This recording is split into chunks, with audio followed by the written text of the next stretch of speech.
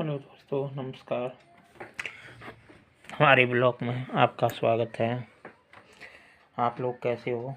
आशा करते हैं आप लोग अच्छे हो, स्वस्थ होंगे।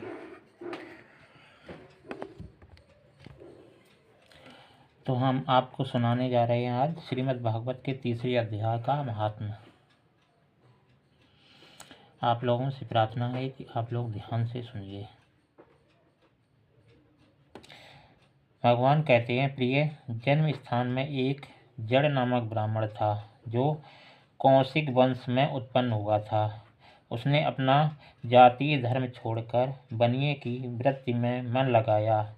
उसे पराई स्त्रियों के साथ व्यभिचार करने का व्यसन पड़ गया था। वह सदा जुआ खेलता, शराब पीता और शिकार खेलकर जीवों की हिंसा किया करता था। इसी प्रकार उसका समय बीतता था। धन नष्ट हो जाने पर वह व्यापार के लिए बहुत दूर उत्तर दिशा में चला गया। वहां से धन कमाकर घर की ओर लौटा।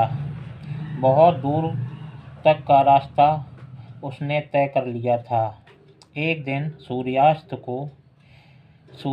हो जाने पर जब दसों दिशाओं में अंधकार फैल गया था, तब एक वृक्ष के नीचे उसे लुटेरों ने धर दबाया और शीघ्र ही उसके प्राण ले लिए।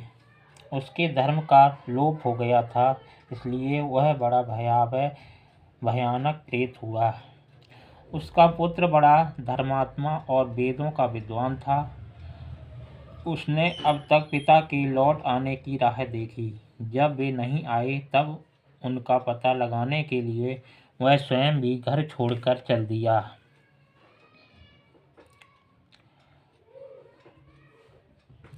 वह प्रतिदिन खोज करता, मगर राहगीरों से पूछने पर भी उसे उनका कुछ समाचार नहीं मिलता था।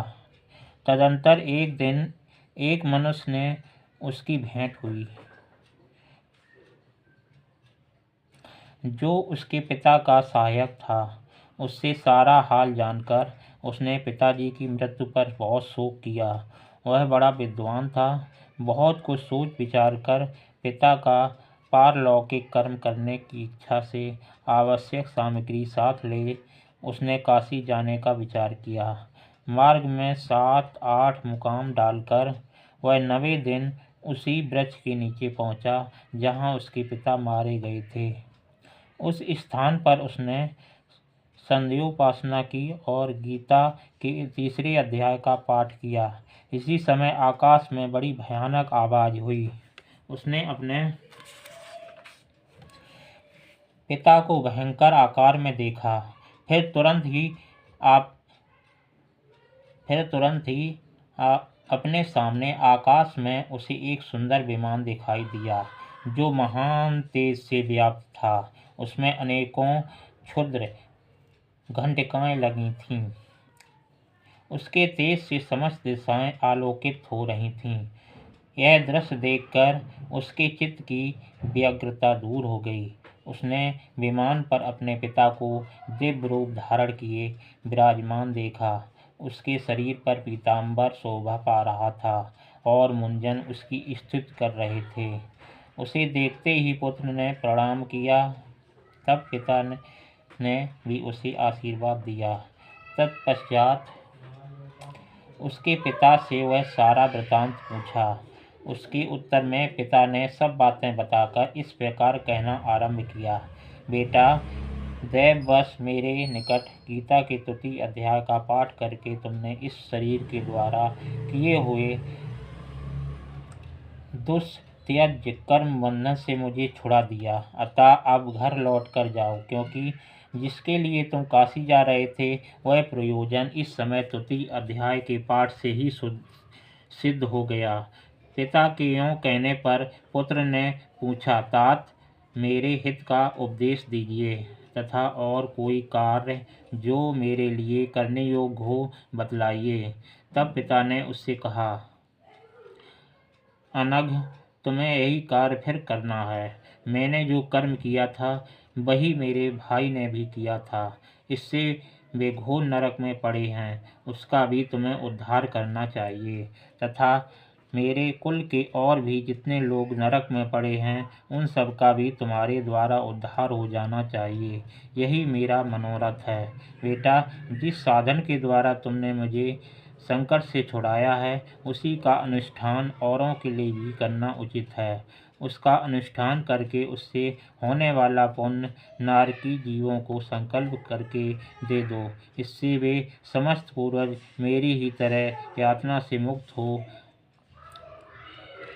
स्वल्प काल में ही श्री विष्णु के परम पद को प्राप्त हो जाएंगे। पिता के यह संदेश सुनकर पुत्र ने कहा, तात, यदि मेरी बात है और आपकी भी ऐसी ही रुचि है तो मैं समस्त नारकी जीवों का नरक से उद्धार कर दूंगा। यह सुनकर उसके पिता बोले, बेटा, एवमस्तु, तुम्हारा कल्याण हो। मेरा अत्यंत प्रिय कार्य संपन्न हो गया। इस प्रकार पुत्र को आश्वासन देकर उसके पिता भगवान विष्णु के परम धाम को चले गए।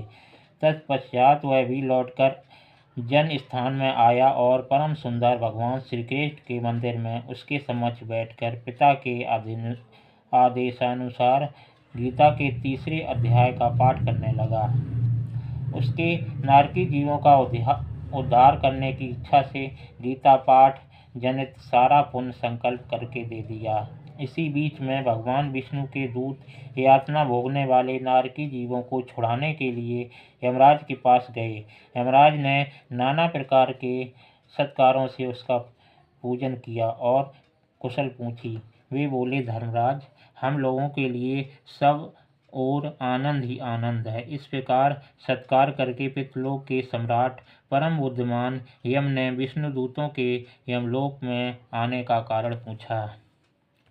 तब विष्णु दूतों ने कहा, यमराज, शेष शैया पर शयन करने वाले भगवान विष्णु ने हम लोगों को आपके पास कुछ संदेश देने के लिए भेजा है।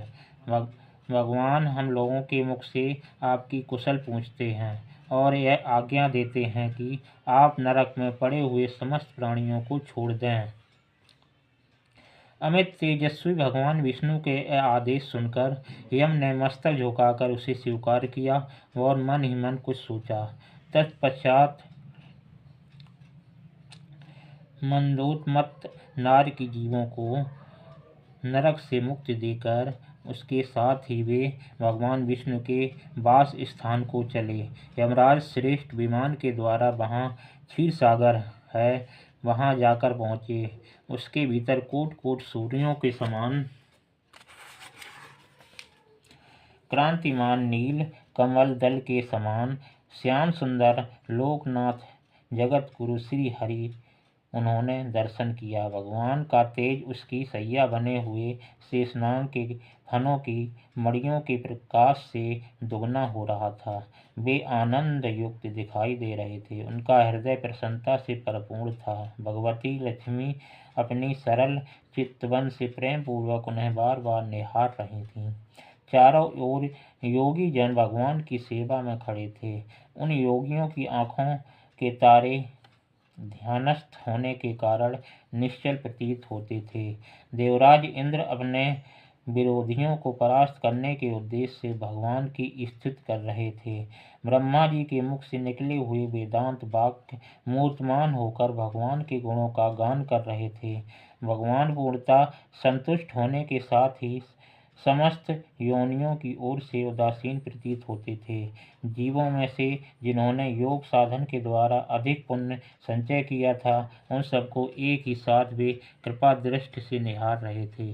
भगवान अपने स्वरूप भूत अखिल चराचर जगत को आनंदपूर्ण दृष्टि से अमोदित कर रहे थे।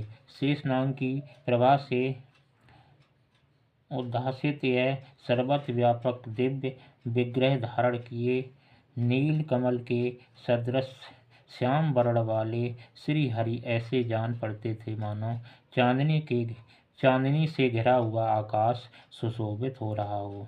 इस प्रकार भगवान की झांकी करके यमराज अपनी विशाल बुद्धि के द्वारा उनकी स्थिति करने लगे।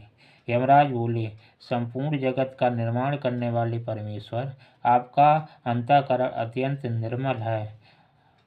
आपके मुख से ही वेदों का प्रादुर्भाव हुआ। आप ही विश्व स्वरूप और उसके विधायक ब्रह्मा हैं। आपको नमस्कार है। अपने बल और वेग के कारण जो आनंद दुर्धर्ष प्रतीत होता है, ऐसे दानवेंद्रों का अभिमान चूर्ण करने वाले भगवान विष्णु को नमस्कार। पालन के समय सत्वमय शरीर धारण करने वाले विश्व के आधारभूत सर्वव्यापी श्री हरि को नमस्कार। समस्त देहधारियों की पातक राशि को दूर करने वाले परमात्मा को प्रणाम, जिसके ललाटवर्ती नेत्र के तनिक सा खुलने पर भी आग की लपटें निकलने लगती हैं, उन रुद्र रूपधारी आप परमेश्वर को नमस्कार है।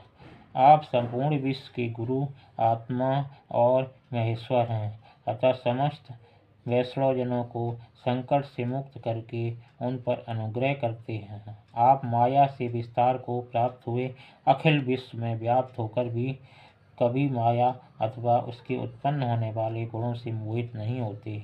माया अथवा माया जनित गुणों के बीच में स्थित होने पर भी आप पर उसमें से किसी का प्रभाव नहीं पड़ता।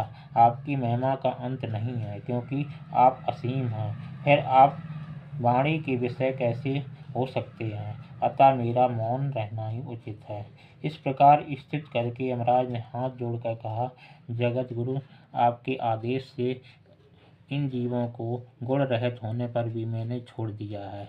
अब मेरे योग्य और जो कार्य हो उसे बताइए। उसके यूँ कहने पर भगवान मधुसूदन मेघ के समान गंभीर वाणी द्वारा मानो अमृत रस से सींचते हुए बोले, धर्मराज, तुम सबके प्रति समान भाव रखते हुए लोगों का पाप से उद्धार कर रहे हो। तुम पर देहधारियों का भार रखकर मैं निश्चिंत हूँ, अतः तुम अपना काम करो, अपने लोक को लौट जाओ। यों कहकर भगवान अंतर्ध्यान हो गए। यमराज भी अपनी पुरी को लौट आए। तब यह ब्राह्मण अपनी जाति के और समस्त नारकी जीवों का नरक से उद्धार करके स्वयं भी श्रेष्ठ विमान द्वारा श्री विष्णु धाम को चला गया। जय श्री कृष्ण। तो गीता का तीसरा अध्याय यहीं तक था।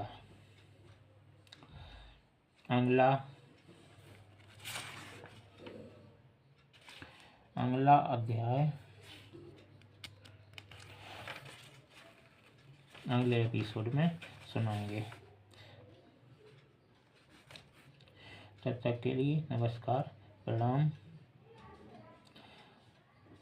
और जो मेरी वीडियो को देखे वो मेरे चैनल को सब्सक्राइब कर दे। नमस्कार।